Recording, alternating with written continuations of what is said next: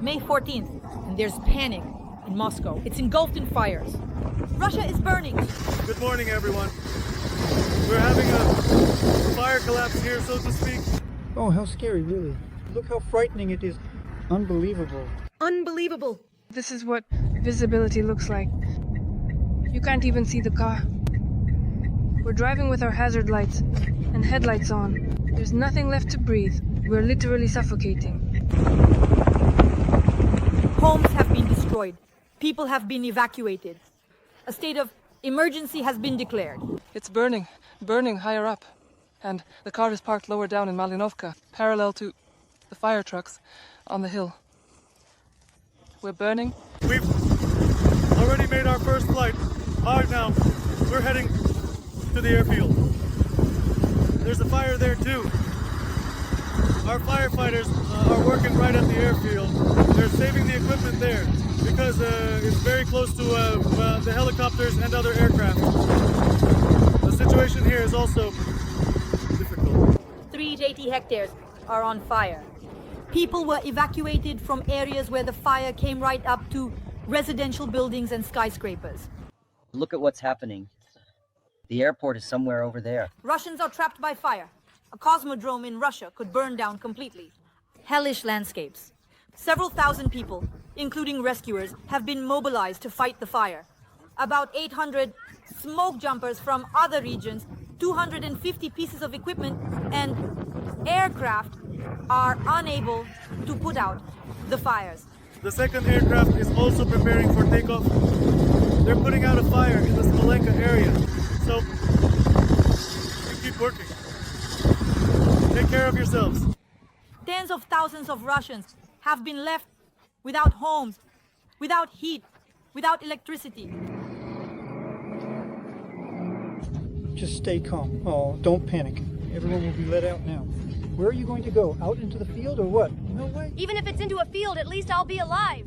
You know what to fly for. Passengers on the Aeroflot Bangkok-Moscow flight nearly died, survived an emergency landing, and came under fire. We all absolutely support this war. We're at war. This is a concept we're only just starting to really understand. All the airports in Russia are shut down. Here in Russia. All the planes. They're being sent back. All flights have been canceled. Who's going to bring you back? May 13-14, breaking news, friends, Russia is on fire. The whole country is simply engulfed in flames. A state of emergency has been declared. It's total collapse and mass evacuation. This is what visibility looks like. You can't even see the cars. We're driving with our hazard lights and headlights on. There's nothing left to breathe. We're literally suffocating.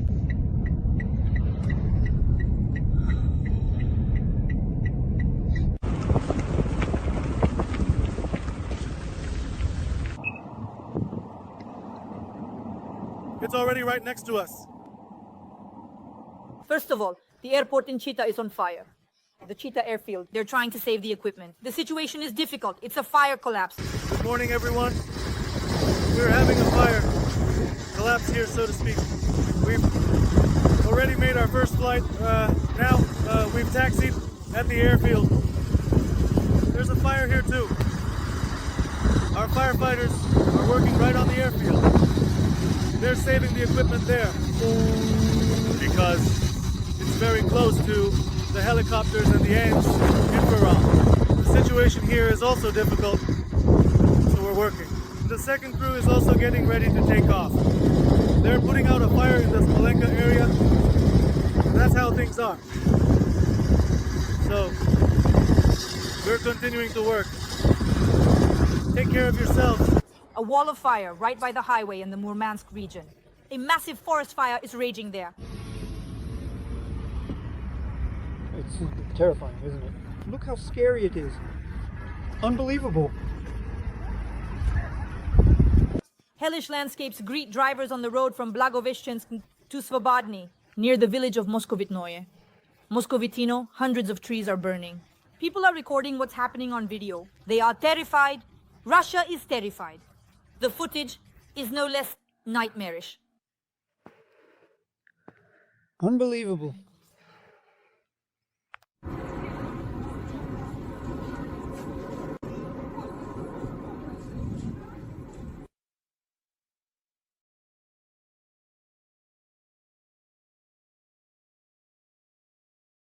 Friends, please like this video and subscribe to my YouTube channel. And we're starting this vlog.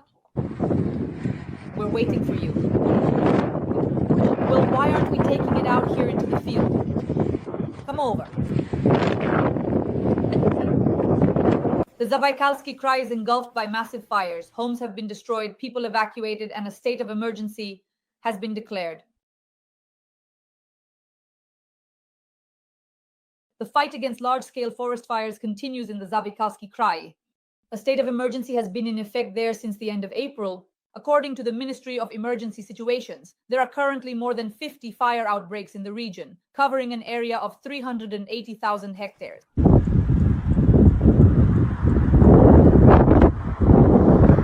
The wind is blowing toward the people of Zabaikalsky. This is where the springs are, where people collect water. On the opposite side, there is a massive fire. People have been evacuated from areas where the fire came dangerously close to residential buildings.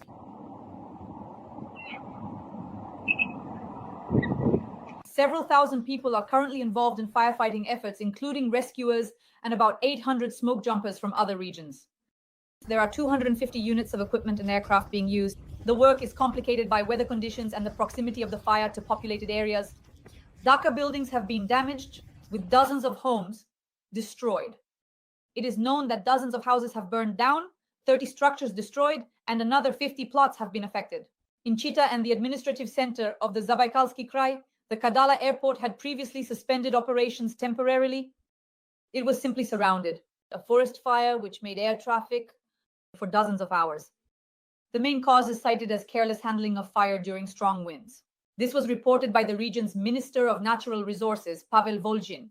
Local pro-Russian telegram channels write that the fires may be set intentionally. Pro-Russian forces have found neatly stacked dry branches and empty oil canisters in the forests. In one of the districts of Chita, 3 men were detained today. Volunteers noticed that they were driving into the forest toward the fire. The circumstances are now being investigated.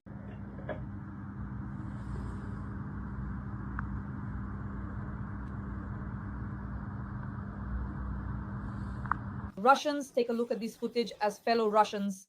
In this fiery trap in Russia, cosmodromes and nearby houses could burn to the ground. Like a terrible truth, madman, like a terrible truth, a madman, terrifying.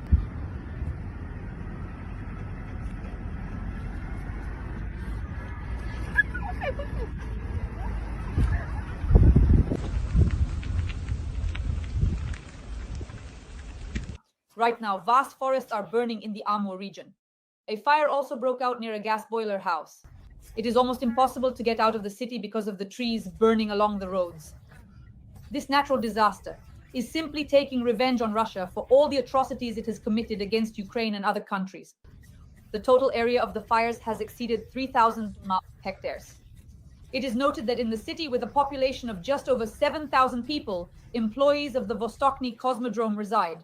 The Cosmodrome itself is located 25 kilometers east from the city. A state of emergency has been declared in Buryatia due to the forest fires.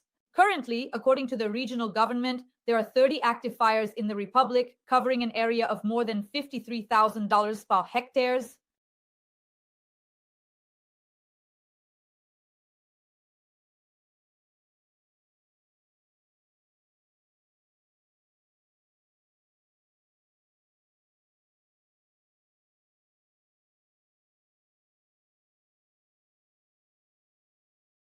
If there are no large-scale fires in Russia, then it's not really Russia.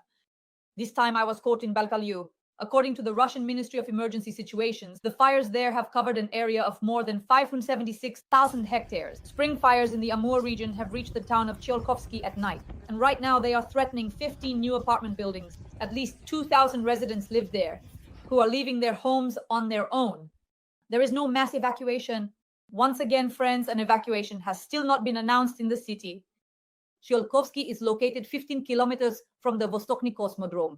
About 6,000 people live there, many of whom are employees of the station. Smoke is enveloping the city, people have nothing to breathe, and strong winds continue to fan the flames and hinder firefighting efforts. The fire has reached right up to residential buildings, outbuildings, and garages across the road from the new developments are already burning. The total area of the fire in the region, more than 3,000 hectares. It's really close by. That's over by the mills. Where the animal is, there's the forester. That whole area, basically. There. 4 fire trucks went in there, and now 2 more just flew by.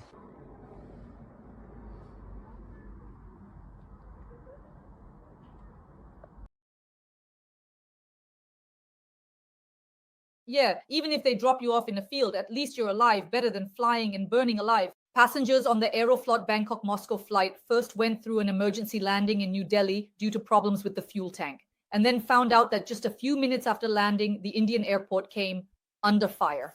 What a nightmare, huh? Now they're going to make everyone get off. And what? Are they gonna send us out into a field or something? Yeah, maybe a mess, but at least I'm alive. How are we supposed to fly? You know, just burst into flames. All of you follow me, damn it! Please, stay where you are! I've got a bunch. Please note your seat and let the technical staff through. Me? Water, water. Depends. Now I've got it in my hand, and I'll show you this isn't special forces. Come this way. Move forward. Greetings to you for violating company policy. Let's save her. Let's check the pressure. Let's drink to the pressure. Let's check the pressure. Please take a deep breath and try to calm down. I know things might feel overwhelming right now, but it's important to relax and let yourself settle. Everything will be okay, so just take a moment to pause and breathe. Subtitles provided by Dima Torzok. Understood. That's what we were clarifying. If everything is at the right level, then let's say for the whole world, there's a war going on. War!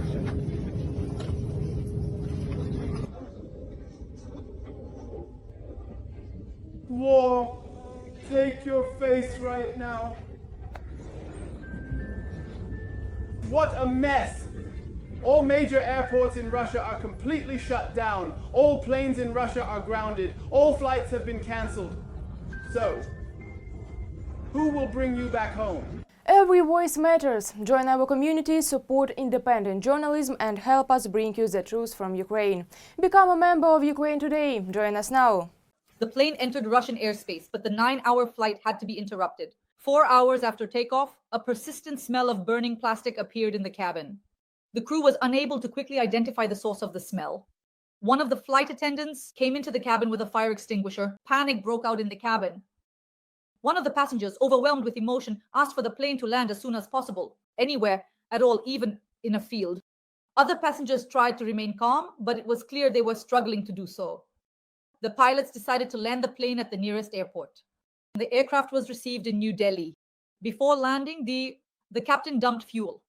After the plane landed safely, it was inspected by staff at the Indian airport. It was discovered that in part row 27, there had been a short circuit in the multimedia system. But even after this incident, the passengers' troubles were not over. Immediately after landing, India closed its airspace due to shelling from Pakistan.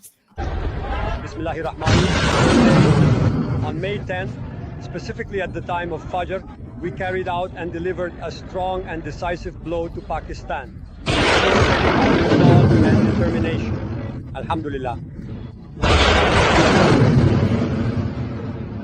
The plane that was supposed to pick up the passengers could not reach Delhi because the airspace was closed.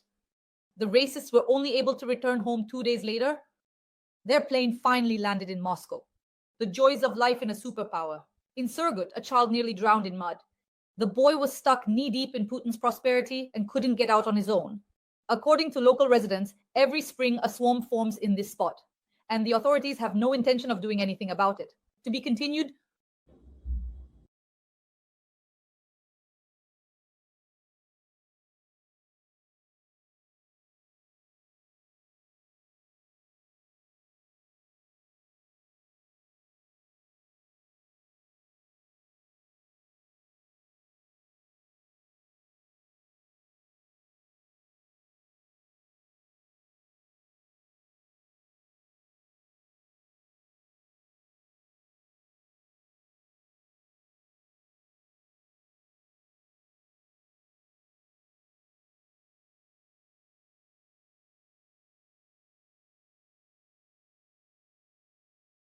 Gladkov accused residents of profiting from the shelling. The governor of Belgorod region stated that some residents of border areas deliberately exposed their property to shelling in order to receive compensation. There she is, the racist motherland.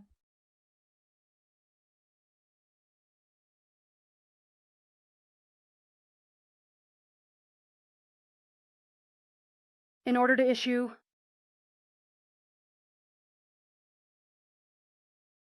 Let's roll the car out of the garage. Maybe it'll get shelled. At least we'll get some money out of it. Gladkov quoted a conversation he allegedly overheard. Unfortunately, I myself have heard relatives talking, saying, let's take it out. Our settlement is being shelled. Let's roll the car out of the garage. Maybe it'll get hit. At least we'll get some money. The car is old. You can't get rid of it or sell it. So I have just one request through the available channels, yes, to insist that people put their personal vehicles in garages. We understand that there are direct hits. And in those cases, there's nothing you can do. But we also see this on social media. Let's demand resettlement, otherwise the war will end and we'll still be living in old houses. That is, it's not just 1, 2, or 3 settlements where we see a separate group starting to form with certain residents trying to take the lead and seek government assistance. In fact, without having any grounds for it. Gladkov ordered law enforcement to check whether people's cars are actually in their garages. Obviously, the police and the military in the border areas simply have nothing better to do. Friends, what irritates the governor even more are people who, under the pretext of shelling, want to move into new housing at the government's expense. It never even occurs to officials that people simply wouldn't need any help or the state at all if it weren't for Putin's madness bringing war to the Belgorod region. And in the collection of the underage Kadyrov Jr., there's a new medal. But there's a catch. The possible heir to the Chechen throne now has more awards than years he's been alive. It is dedicated to the 25th anniversary of the Akhmat Grozny Omon. Since everyone is already used to Adam Kadyrov being awarded something every week, no one would have paid attention to this medal if it weren't for the fact that in the award ceremony video, the crosses were for some reason erased from the Russian coat of arms. In fact, there is an article in Russia's criminal code about desecrating state symbols. Moreover, law enforcement officers use this article only against opposition figures. Please like this video, subscribe to my YouTube channel Dasha Styler, and let me know in the comments what you think. Now, let's look at an analysis of Russian propaganda. Okay? After all, we are not sadists. Simonian hopes that after the negotiations in Istanbul, the bloodshed will stop. Before Putin, it was impossible to imagine a war against the entire West in which Russia would be winning. Putin has already put an end to hegemony. All that's left is to put the final hot period at the negotiations. Indeed, before Putin, no one could have imagined that Russia would start a war with Ukraine. As of today, we are at war with the entire so-called West. We are at war. We're not fighting with Ukraine in Ukraine. Even Trump stated, he said, if it weren't for us, this war would have ended in 3 days. Isn't that true? He did say that. So we're fighting against all of them. And we're winning. Can you imagine that? Could you have imagined that before Putin? No, it was impossible. That's why, for a person of Russian culture, Russian history, living in Russia, supporting Putin is a matter of pride. Do they think they're insulting me by saying that? No, they're not insulting me at all. The world will no longer be unipolar. That's it. The hegemony is over. And who ended it? Putin ended it. Vladimir Vladimirovich. That's exactly why we are proud to be his trusted representatives, or, as you said, Putinists. To sit down, talk, and come to an agreement. That's all. And to put an end to all of this. No one likes that people are dying. I don't like it. You know, I'm sure that Vladimir Vladimirovich Putin doesn't like at all that people are dying either. If people had not died, if they had not started to destroy our people in 1914, this war that is going on now would not have started.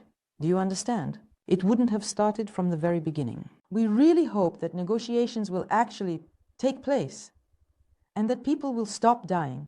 No one likes it when blood is being shed. We're not sadists.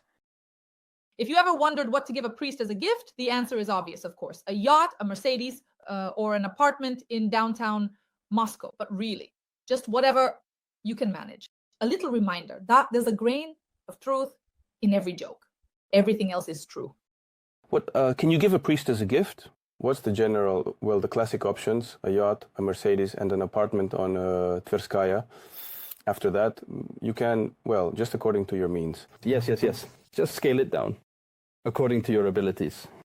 Well, it's just, I've given you a reference point. People are curious. After all, any athlete needs to know the Olympic standards. Even a school kid knows that a student should run the 100 meters in 10 seconds. 10 minutes is perfectly fine. People are curious, for example, about, so let's say a priest, he performs a sacrament like a baptism or something else. And well, the question is, how do you thank the priest? There's always this feeling of awkwardness at that moment. On the one hand, half the people curse us for having price tags in churches. And the other half curse us for not having them because it's unclear how much to give. People quote, "How do you thank the priest without offending him?" That always amuses me. I always smile inwardly when someone gives an uneven amount. When it's clear that, let's say, well, hypothetically, 100 rubles is too little, but 200 is too much. So here, take 150, right? You can tell the person bargained with themselves inside. It's always obvious when the amount isn't round. Dear defenders of our motherland, our humanity, I congratulate you on Victory Day. we have already achieved victory on May 9th. And I believe that very soon we will have another victory. I wish all of you to stay alive and return home to your families. I wish you all strength, health, and of course, love. We are waiting for you, us waiting and hoping for peace. We are waiting for peace with you. And of course, for our victory. Happy Victory Day.